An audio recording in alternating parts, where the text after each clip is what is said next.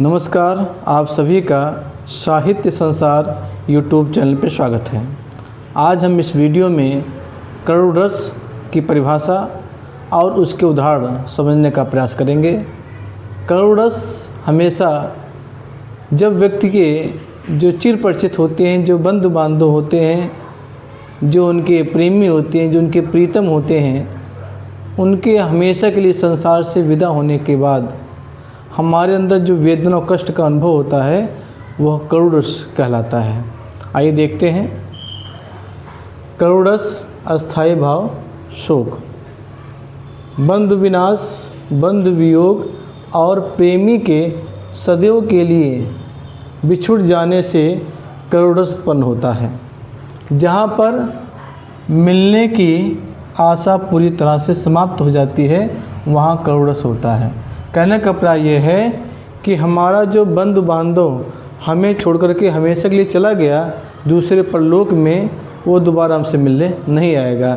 ऐसी सिचुएशन में हमें जो तकलीफ़ होती है, जो पीड़ा होती है, जो कष्ट होता है, वह शोक कहलाएगा, जो इसका स्थायी भाव है। जैसे कि मैंने बताया था कि स्थायी भाव हमेशा हमारे सहृदय में हमेशा विद्यमान रहते हैं।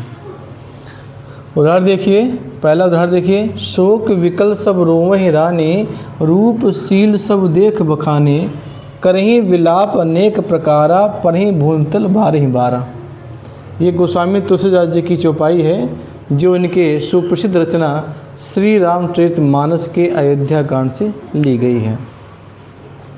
ये उस समय का वर्णन है जब राजा दशरथ की मृत्यु हो जाती है। राम वनवास को चले जाते हैं और उनके वियोग में राजा दशरथ जो उनके पिता होते हैं उनकी मृत्यु हो जाती है। और जो तीनों रानियां होती हैं उनकी, कौशल्या, सुमित्रा, कैकेयी, वो किस तरह से उनकी मृत्यु पे, जब उनकी मृत्यु हो जाती है तो किस तरह से विलाप कर रहे हैं। देखें, करही विलाप, विलाप मतलब होता है रोना। अनेक प्रकारा परे भूमि पर भूमि तल बारही बारा, बार बार विलाप करते हुए, रोते हुए, छाती पीटते हुए बार वो जमीन पर रह के बेहोश होकर के गिर जा रही हैं। क्यों?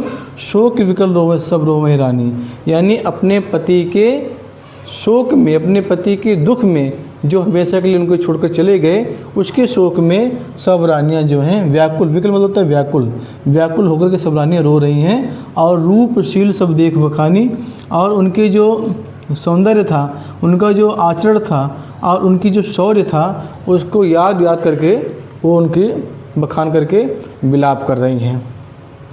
दूसरा देखिए, दूसरा तो आप लोगों ने उदाहरण सुना भी होगा।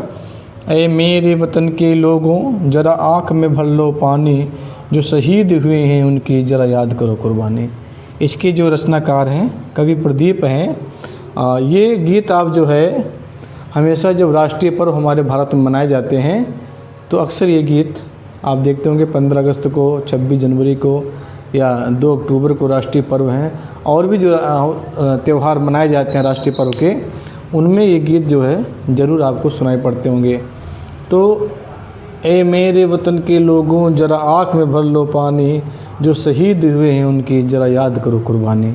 ये जो गीत लिखे थे वो थे कवि प्रदीप, और इसको जो गाया था वो आप जानते ही हैं लता मंगेशकर जी, जो सुरीली आवाज़ में इस गीत को गाया था, और जो पूरी तरह से पूरे भारत में नहीं पूरे विश्व में फेमस हो गया। जब भी कोई राष्ट्र पर्व हम लोग मनाते हैं तो ये गीत जो है ज़रूर बजता है। तो आज भले ही लता मंगेशकर हमारे बीच नहीं हैं, लेकिन उनकी द्वारा गाए हुए गीत आज भी हमारे भारतीयों के दिलों में या धड़कनों में राज कर रही हैं। तो ए मेरे वतन के लोगों जरा आँख में भर लो पानी, जो शहीद हुए हैं उनके जरा याद करो कुर्बानी। यानी इस कविता के माध्यम से कवि ये कहना चाहता है कि हमारे जो शहीद, यानी जो हमारे फौजी भाई थे, हमारे जो स्वतंत्रता सेनानी थे, जिन्होंने देश को आज़ाद दिलाने के लिए अपनी कुर्बानी दे दी, आज हमें ऐसे मौके पर उन्हें याद करना चाहिए, उन शहीदों को याद करना चाहिए जिनकी वजह से आज हम लोग इस स्वतंत्र देश में खुली हवाओं में खुली सांस ले रहे हैं। वो किसकी वजह से? जो हमारे स्वतंत्रता सेनानी थे, जिन्होंने अपना सब कुछ न्यौछावर करके हमारे देश को आज़ाद दिलाया। ए मेरे वतन के लोगों जरा आँख में भर लो पानी, उन्हें याद करिए उन्हें याद कीजिए, ए मेरे वतन के लोगों, जो शहीद हुए हैं उनकी ज़रा याद करो कुर्बानी, जिसने इस देश को स्वतंत्र कराने में अपना सब कुछ न्यौछावर कर दिया, यानी अपने को भी स्वतंत्रता की यज्ञ के होम में स्वाहा कर दिया। ऐसे लोगों को याद कीजिए कि उसी वजह से आज हम लोग ये स्वतंत्रता दिवस या ये त्यौहार मना रहे हैं। मुझे उम्मीद है कि आपको करुण रस समझ में आ गया होगा। जैसे कि मैं पूर्व वीडियो में कहता आया हूँ कि मैं जो भी रस बना रहा हूँ, चाहे हास्य रस बनाया, इसके पहले श्रृंगार रस बनाया, वीर रस बनाया, आज करुण रस बनाया, सबकी उदाहरण में सरल सरल उदाहरण ले रहा हूँ, जिससे विद्यार्थियों को एक ही बार में याद हो जाए। हमारी कोशिश रहती है कि हम ऐसे उदाहरण लेकर आएँ, ऐसे तरीके से समझाएँ कि स्टूडेंट या विद्यार्थी जो है अच्छे से समझ जाए। जल्द ही लौटते हैं एक नई वीडियो के साथ। तब तक अपना ख्याल रखिएगा। जय हिंद।